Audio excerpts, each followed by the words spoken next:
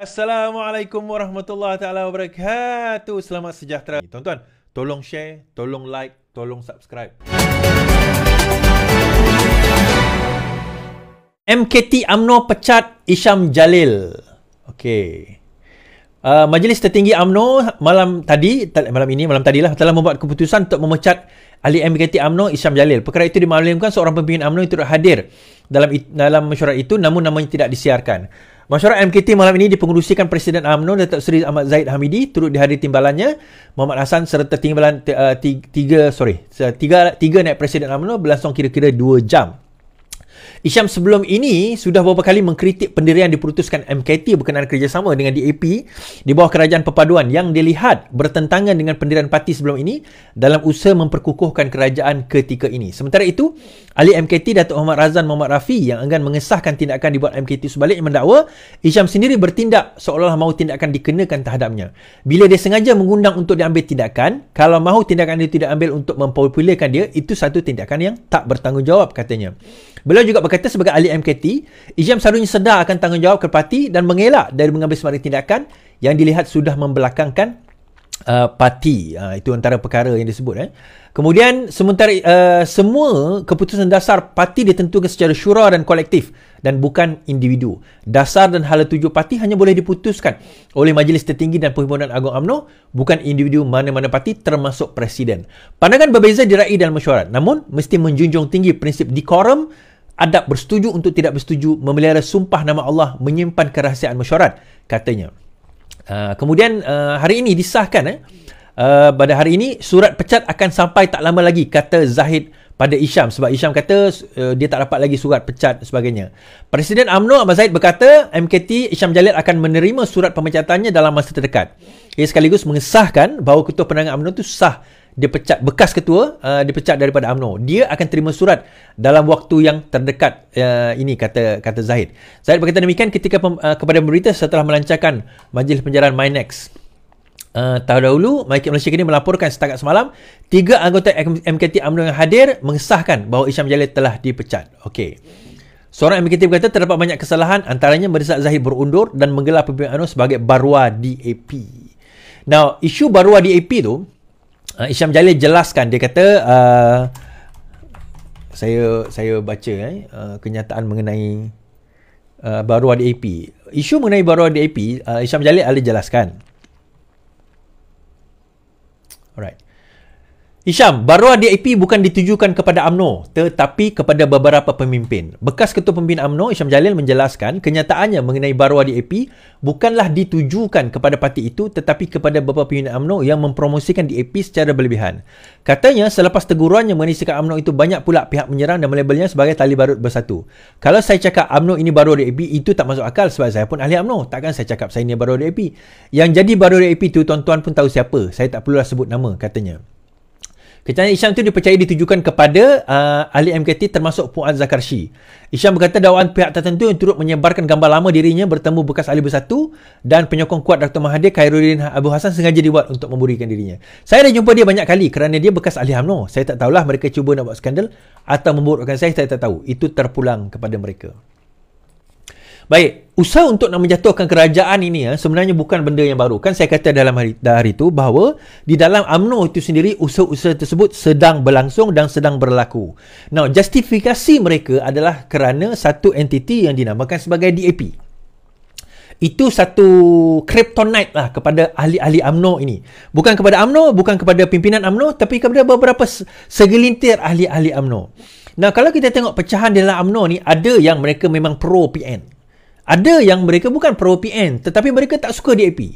Ada yang sebenarnya merasakan bahawa tindakan untuk nak menjatuhkan ataupun menggugurkan 47 kes Zahid itu adalah satu benda yang salah walaupun dia orang UMNO. So dia orang tak terima perkara tersebut. So dia ada pelbagai tuan-tuan variasi. Tetapi kalau kita tengok sendiri macam saya kata sebelum ini, berjaya tak berjayanya UMNO sebelum ini, geng-geng itu semua dah keluar masuk bersatu dah. Geng-geng yang mempromosikan buruknya DAP itu dah kebanyakannya masuk dalam bersatu dah pun. Kita kata bahawa berjayanya sentimen tersebut dimainkan. Dan kalau kita tengok, saya faham sebenarnya apa yang UMNO buat sekarang ini adalah untuk memastikan bahawa kerajaan kita stabil. Untuk itu saya kudos, saya respect pada UMNO untuk isu itu. Kita tak ada masalah untuk UMNO kepada UMNO untuk isu itu. Macam saya kata tempoh hari, bila kita dalam pilihan raya, dalam mod pilihan raya, mod kita adalah mod perang. Okay? So siapa yang lawan dengan kita, kita kena perang macam kita perang lah kan? Dan kita akan masing-masing kemukakan kelebihan masing-masing dan keburukan lawan. Itu normal, itu mod perang. Tak ada orang pergi perang tiba-tiba dia promotkan lawan. Mana ada? Kan? Bodoh lah dia kalau dia promotkan lawan lepas tu burukkan diri sendiri. Tak ada. Memang majoriti atau 99% orang pergi perang ni erti kata mereka nak pergi pilihan raya, dia akan promote diri dia dan dia akan burukkan lawan. That is normal. Nah, bila habis perang, habis mod pilihan raya, dah membentuk kerajaan, kebetulan ni diulang berpuluh-puluh beratus kali, beribu kali dah, bahawa kerajaan tak boleh dibina. Okay, get this through your thick skull ni. Otak kamu yang kecil ni, get it through. Kerajaan tak boleh dibina. Maka nak membina kerajaan itu kena ada kerajaan gabungan, campuran. Now, adakah pembangkang tidak pernah di-offer menjadi kerajaan? Di-offer tetapi mereka yang menolak. Soalan yang dikemukakan. Kenapa bagi kepada PH? Kenapa tak bagi kepada PN sebagai Perdana Menteri yang paling banyak kerusi? PAS kena jadi Perdana Menteri. Sebab yang bertanding bukan PKR. Yang bertanding logo Pakatan Harapan. Yang bertanding adalah logo Pakatan Harapan. Yang ni. Logo ini yang bertanding. Jadi, parti yang bertanding bukan PKR, DAP, Amanah. Parti yang bertanding adalah Pakatan Harapan. Jadi, yang menang, yang paling banyak kerusi adalah Pakatan Harapan. Bukannya kerusi PKR atau DAP atau Amanah. Bukan kerusi itu. Jadi kalau dilihat dalam konteks tersebut, maka Pakatan Harapan lah layak menjadi Perdana Menteri. Dan saya katakan apa yang diutarakan dan juga dicadangkan oleh Yang di-Pertuan Agong, hasil baginda punya pengalaman sebelum ini pada kerajaan yang lepas adalah betul dan tepat. Dan saya pernah sebut dalam live saya sewaktu kerajaan mula tumbang dahulu, saya kata sebenarnya kita kena buat coalition government. Kerajaan gabungan, saya kata coalition government, dan kena di-lead oleh parti yang paling banyak kerusi. Dan saya kata pada waktu itu yang paling banyak kerusi adalah Pakatan Harapan. Sepatutnya 80 lebih kerusi. Sepatutnya Pakatan Harapan kena lead kerajaan gabungan. Namun begitu, pada waktu itu Yang di-Pertuan Agong melihat adalah lebih baik untuk nak milih tengok SD pada waktu itu. So ijtihad baginda pada waktu itulah, tak apalah. Itu ijtihad pada waktu itu. So as time goes by, we learn from mistake. Kita tak pernah mengalami peristiwa ini, tak pernah mengalami keadaan ini, tak pernah berada dalam keadaan yang teruk sebegini, jatuhnya kerajaan oleh geng-geng pengkhianat ni. So akhirnya baginda belajar. So the next one, bila didapati tidak ada orang kata yang memegang tampuk, maka di situ Yang di-Pertuan Agong pun mengambil keputusan untuk melihat siapa yang paling majoriti. Dan pada waktu itu tidak ada kerajaan. Dia berbeza dengan pada awal. Pada awal tu kerajaan ada, tumbang. Mahathir letak jawatan pada waktu itu. So bila Mahathir letak jawatan, kerajaan tumbang, kerajaan ada, dah ada. Yang kedua ni kerajaan tak ada sebab baru habis pilihan raya. Berbeza dengan yang pertama. So yang kedua kerajaan ada, baru habis pilihan raya. So daripada situ kita kena sedar bahawa modnya pun berbeza. Mungkin yang awal tu betul juga. Kita tak ada benchmark untuk kita nak tentukan betul atau tidak tindakan itu kerana kita tak ada presiden, kita tak ada duluan. So itulah dia orang kata benchmark kepada keputusan Yang di-Pertuan Agong, itulah benchmark kepada sejarah politik negara kita. Okey, jadi dalam keadaan sekarang ini, balik kepada cerita ini, so kita tahu bila desakan itu, dia kata kita tak boleh bersama dengan DAP dan sebagainya. Saya nak kata macam ni lah. Saya buka topi sebagai ahli parti keadilan, saya letak topi penganalisa politik. Bagi saya, to be fair dengan UMNO juga, UMNO tak pernah kata mereka menyokong DAP sebagaimana satu parti seperti Pakatan Harapan. Seperti PKR, DAP, Amanah memang berada dalam satu coalition. UMNO tak pernah cakap macam tu. UMNO cuma kata kita berada di dalam kerajaan perpaduan. Cuma dia kata, baruah DAP kerana mempromosikan DAP itu berlebih-lebihan. Yang itu your personal opinion, Hisham Jalil. Your personal opinion. Mungkin you yang terasa, saya tak nampak pun Puan Azhar Karshi. Minta maaf lah, saya kata. Mungkin saya tak baca semua kenyataan beliau.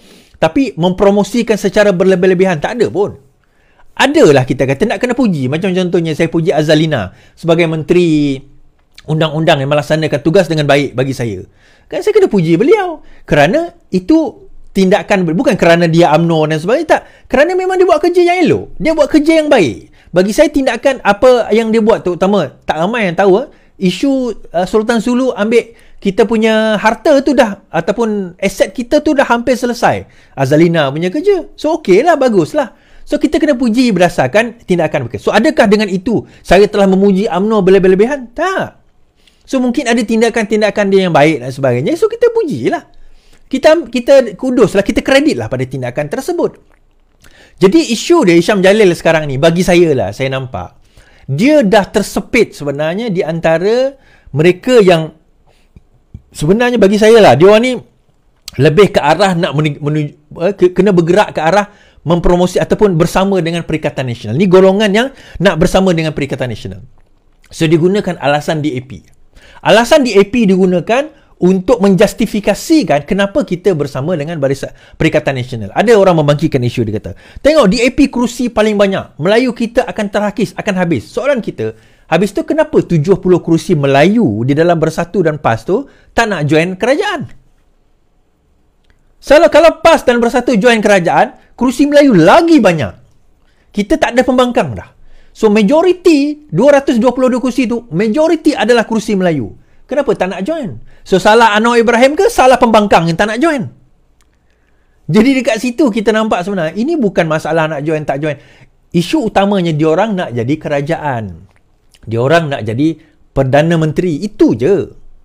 So bila sehari, ada orang mesej saya kat Facebook tadi, dia kata, tak lama lagi kerajaan Madanon ni akan tumbang. Saya tanya dia satu soalan je. Bila? Saya tak tahu dah ada reply ke tidak kan. Dia kata kerajaan akan tumbang. Saya kata bila? Cerita kerajaan tumbang ni daripada tahun lepas, 2022 saya dah dengar ujung. Habis pilihan raya. Lepas pembentukan kerajaan ada lagi. Bulan 8, ni dah masuk bulan 12. Bila? Tuan-tuan, saya mudah. Jadi kerajaan ke, tak jadi kerajaan ke, saya macam ni lah. Oh ya, by the way, terima kasih yang mengulurkan derma tu Terima kasih sangat-sangat. Dah tak ulur dah. Alhamdulillah. Lebih daripada cukup. Alhamdulillah. Untuk saya punya lasik mata saya. Alhamdulillah. Dan insyaAllah 15 hari bulan ni adalah prosedur pembedahan. InsyaAllah. Terima kasih saya ucapkan. So, habis kat situ. Jadi bagi saya, itu adalah apa orang kata, yalah, itu adalah permainan PN untuk tumbangkan kerajaan.